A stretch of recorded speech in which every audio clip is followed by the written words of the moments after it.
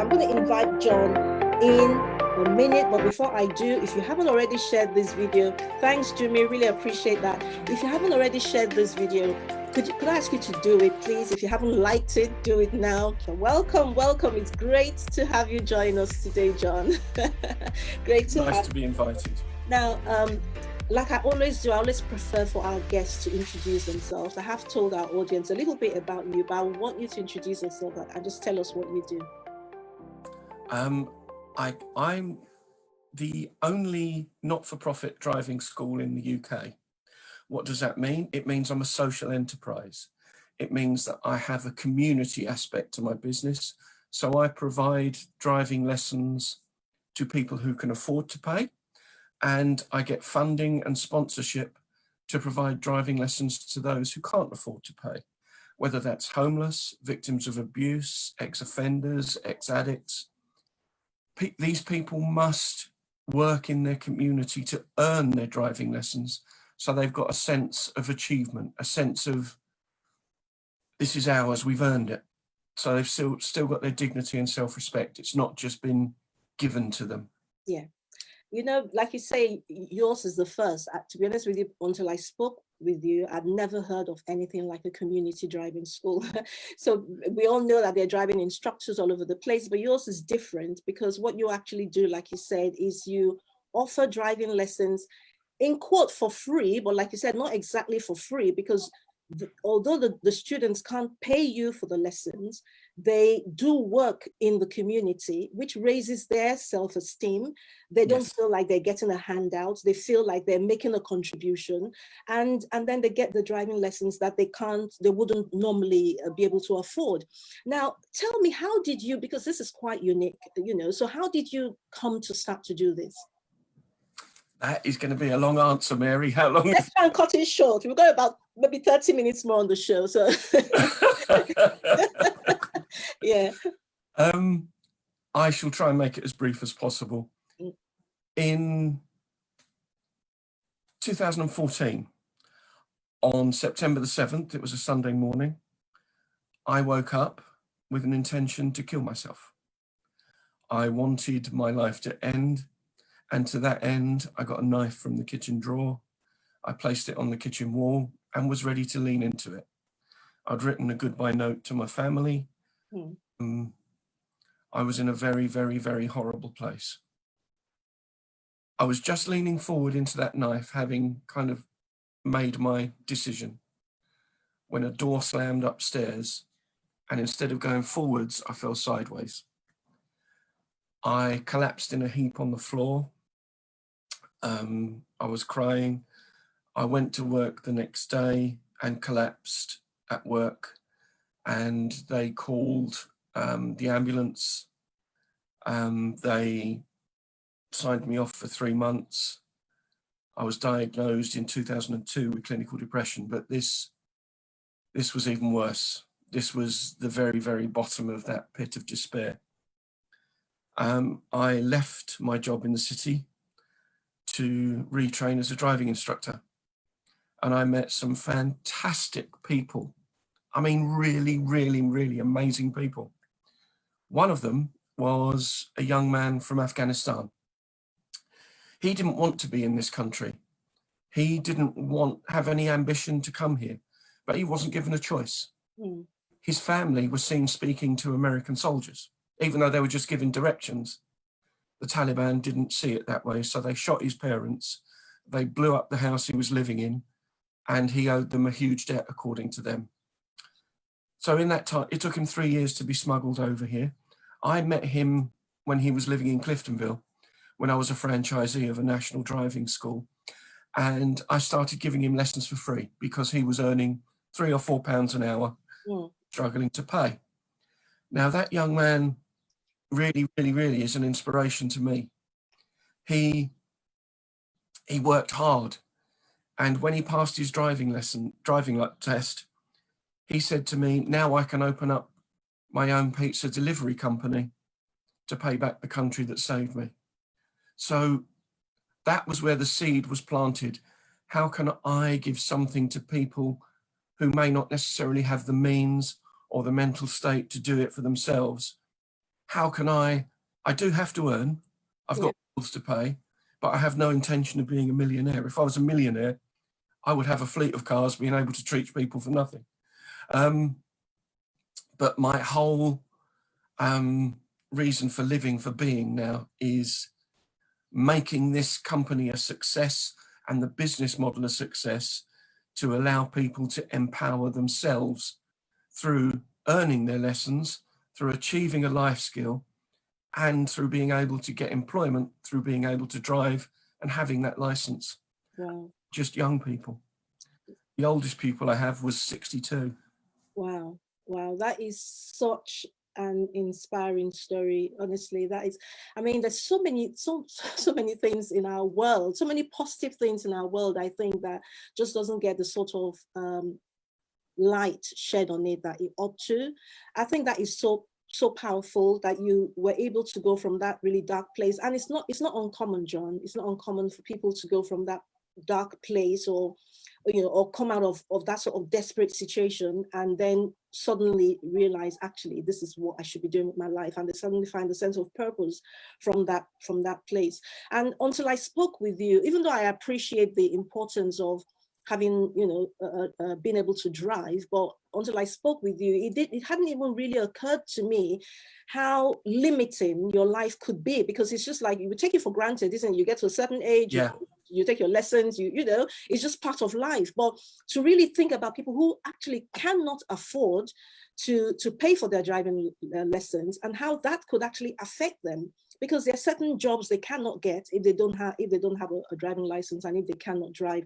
So yeah, that is You're absolutely right, Mary. It is, I hesitate partly to use the word discrimination, but people in poverty, people without a license, are discriminated against because they can't apply for some jobs. The job doesn't necessarily involve being a delivery driver.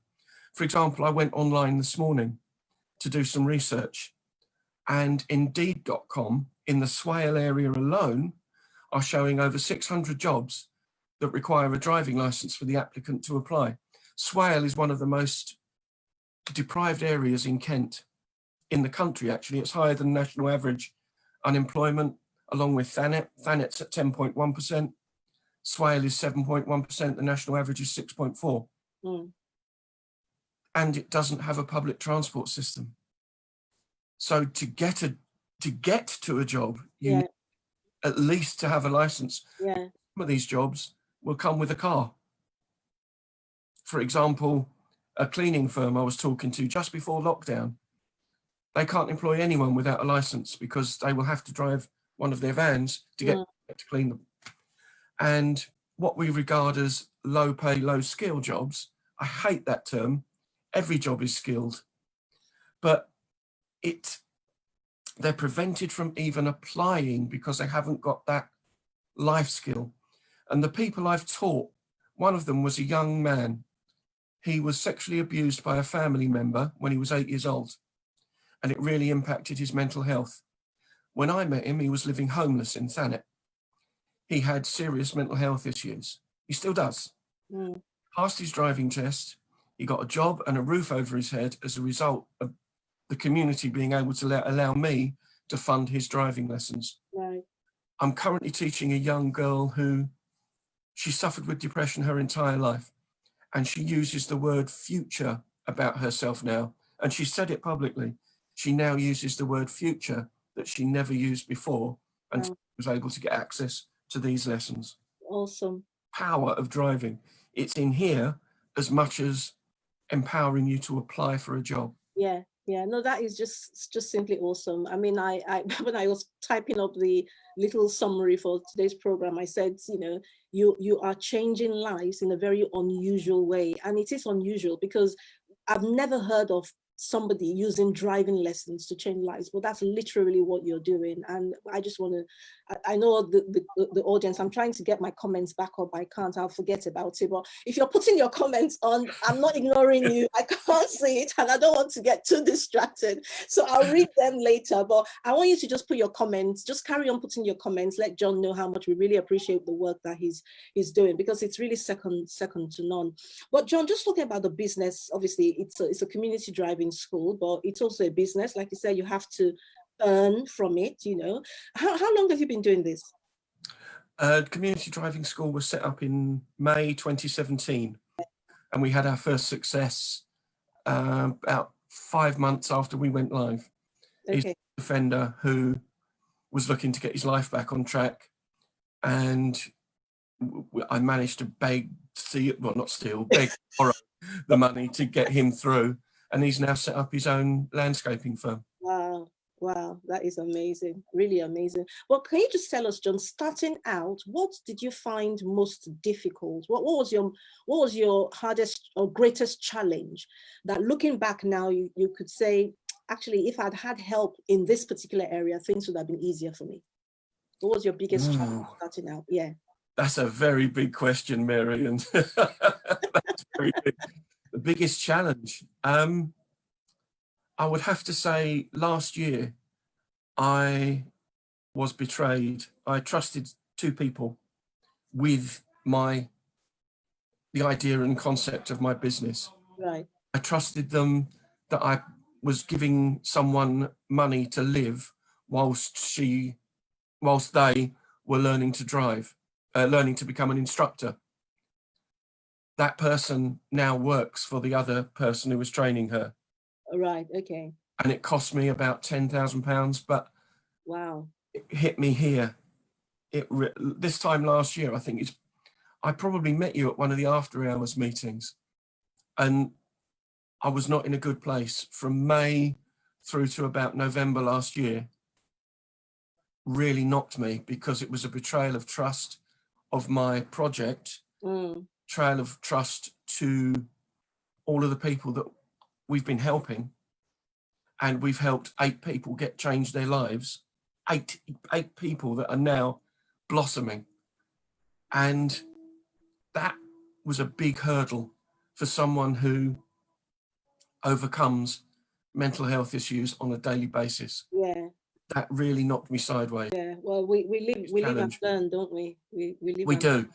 It's not just overcoming it financially, it's overcoming it in here. Yeah. Which is why I think people like you are needed to help us get through to ourselves in here. Yeah.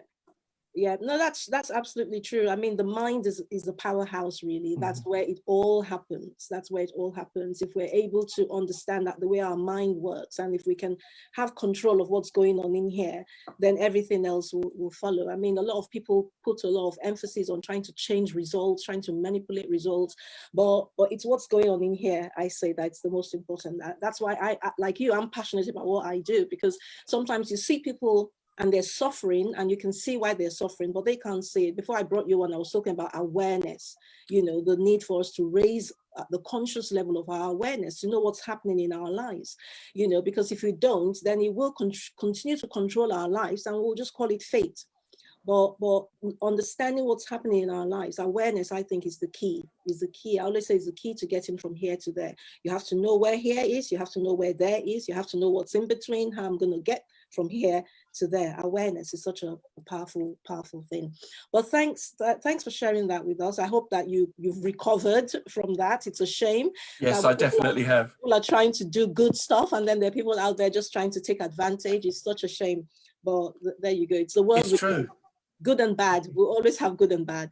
But I think that it's important that we don't get too negative in our thinking, and because there's some people, because of stuff that's happened to them in the past, they get all pessimistic and all suspicious. I think it's quite important that while we're discerning, while we're wise, we don't get in that place where we're always suspicious and we're just very critical of everything. We're just, you know, we just think, oh, there must be, there must be something wrong with it. There must, you know, can't be. Exactly right. And it all stems from us, doesn't it? Yeah, yeah. It all comes from when I was in my bad place in 2014, it all stemmed in here. Absolutely. What's been, so how did you cope with lockdown actually? Because were you still able to give lessons?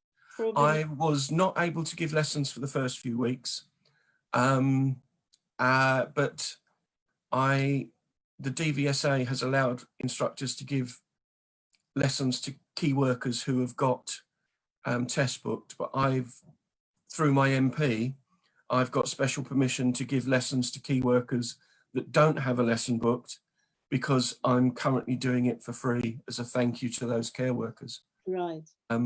Because they deserve, I mean, for example, a care worker is one of the lowest paid jobs, and yet they're at the forefront of keeping our community going, keeping those vulnerable people going, being that lifeline.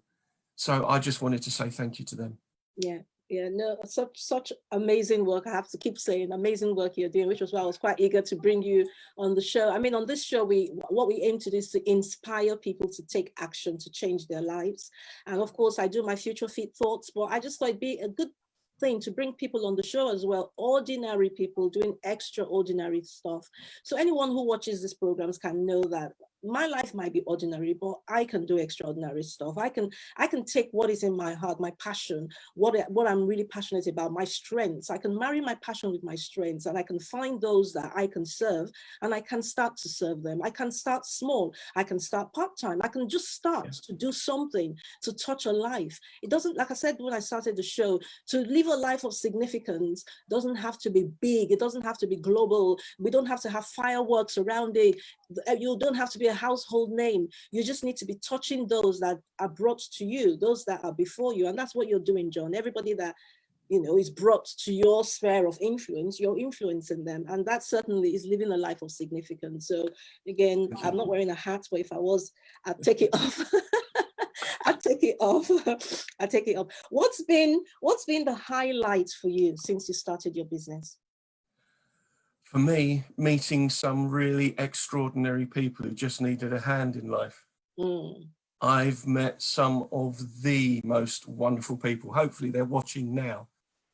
They know who they are. I'll say their names. Grace, if you're watching, you are one of them.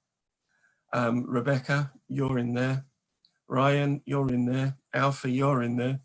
These are all people who just wanted that, here you go, meet me halfway and we'll get that together. Yeah. It's important for me that people feel empowered to contribute. Can't do it financially, let's do it some other way. There's also another person I would like to thank if she's watching, that's Charlotte. She's had a pretty tough time over the last few years. She will just say the odd thing that makes you think this is all worth it. I mean, for the last, I've not really earned a proper wage at all since starting a business, as you're probably very aware. Start out in business, when we don't make money for the first few years. I'm in a position where things are finally beginning to transform, that because when I first got involved in this sector, what I would call the charitable sector, someone who's very much a mentor to me, she said to me, don't be ashamed to take a salary, because if you can't do what you're doing, you're not making the changes you want to make. Absolutely, yes. Absolutely. And that was hard, because you think, well, hang on, I'm working, I want to do this to help people, but she's quite right. If I have she is enough money to pay the bills, I can't do the work I want to do. It's absolutely right. And you know, you said earlier, John, you don't want to be a millionaire. There's absolutely nothing wrong with you being a millionaire. You say we need millionaires like you. The reason people say I don't want to be a millionaire, they're thinking of millionaires who are greedy, who just want to grab and, you know, spend it all on themselves. The more we have good people being millionaires, the better it will be for the world, because they can do more good stuff. So my friend, nothing wrong with you being a millionaire at all. Nothing wrong. Bless you, Mary. Bless you, Mary. I mean, it is, I guess if I had lots of money, if there's a millionaire watching this who wants to get involved in a good cause, see my website. We need cars to teach people, because it's amazing how I had a young lad, actually, Mary, if I may, he had Asperger's, or has Asperger's. When he passed his test, he said, that's the first test I've passed on my own. And he burst into tears. Wow. It wasn't just transformative in terms of him having this life skill. Mm. It's in here. I've achieved something. Yep. And learning to drive is a great leveler. You don't need to be academic to do it. Yes, sometimes it's preventative when you've got dyslexia or you've got autism or Asperger's because you're struggling with motor coordination. But when you do get that piece of plastic that says you've passed, almost all of my pupils, without exception, those that can pay and those that we've helped, they've all said, I can now apply for that job, or I can get that job that I want, or I can now do what I want. So empowering. That's it. So let me That's easy, doesn't it, Mary? Let me just read some of the comments here. What you do is amazing, John. Well done. What an amazing story, John. More grace to you, John. You're doing amazing, John. Life puts so many challenges before you, but we can learn from pitfalls and it makes us stronger. And I'm amazed at your story and pray that God will continue to guide your footsteps. You have a purpose and God knows. May you continue to blossom and flourish in your journey. Thank you for helping the NHS. There's so much grace and open doors in helping others. May God continue to bless the works of your hands. Just so many stories. Oh, thank you all.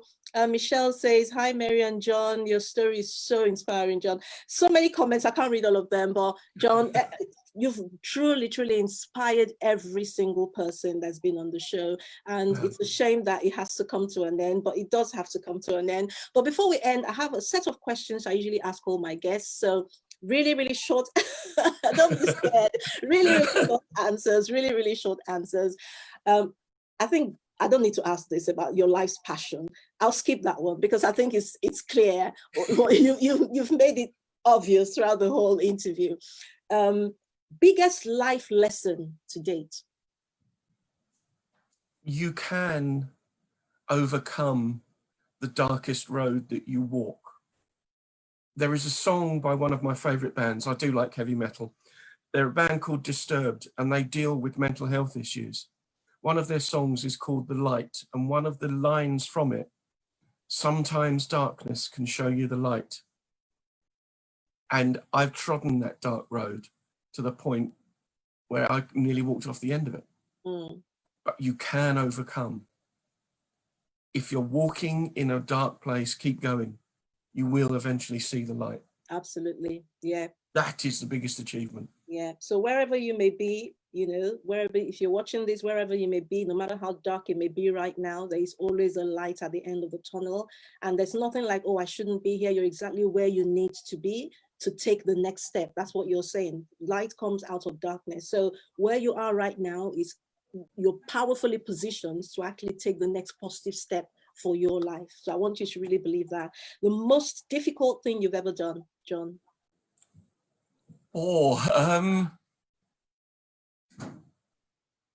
I guess it's very personal. The most difficult thing I've ever had to do was tell my children what I tried to do in 2014. Oh, wow, yeah.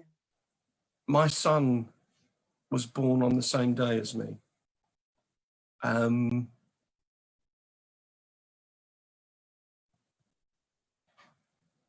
Telling him was hard. I'm sorry. That's all right. I'm sorry. And I've got identical twin girls of 19, and telling them was very, very hard. Yeah. It's not something I ever want to repeat again. No, I can imagine. Oh, by the way, my first son and my husband share the same birthday as well. So that's interesting. That's interesting. Okay. Most embarrassing moment? There's been lots of those. I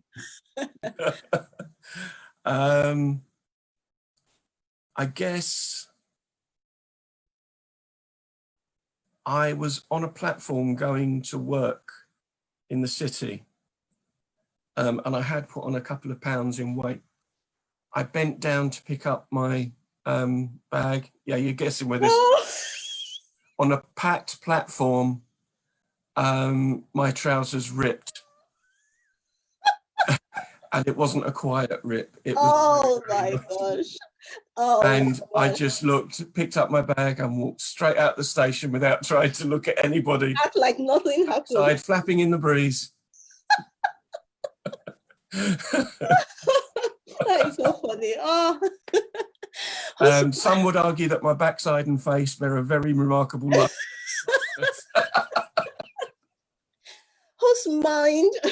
Whose mind would you most like to get into and why? Martin Luther King Jr. Okay. is one of my all-time heroes. He is a man who, were he alive today, this world would be a better place. And I would love to get into his mind and learn more about how he really felt during those days. Yeah. No, that's a great answer. That's a great answer. Like I said to you before, John, he's not here, but you are, and I am, and you viewers, you're here, so we can all keep on the good work. Yeah. What does success mean to you? Final question. What does success mean to you? Being the best person I can be. And that means not being selfish. It means caring about where I live, caring about those people that need a little help. That's what success means to me. Yeah, awesome. Seeing community driving school grow, develop, and eventually become national, that would be my success. That would be my legacy to whatever. And I pray it happens. I'm sure it will happen. You have such a great heart. You're doing what you're doing for the right reasons, and you know, it's all good.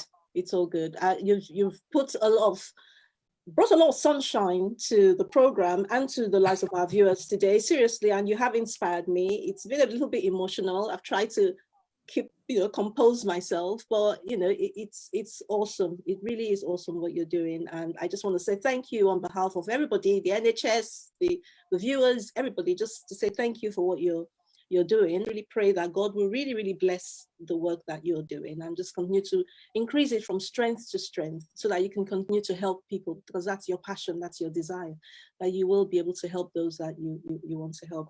Well, thank you everyone for joining us. Sorry I couldn't read all the comments. Somebody said, amazing, John, super proud of you. Just so many comments, but thank you all so much for joining us. We're here 2 p.m. every Saturday, and we'll be back here again next week, Saturday. So make it a date.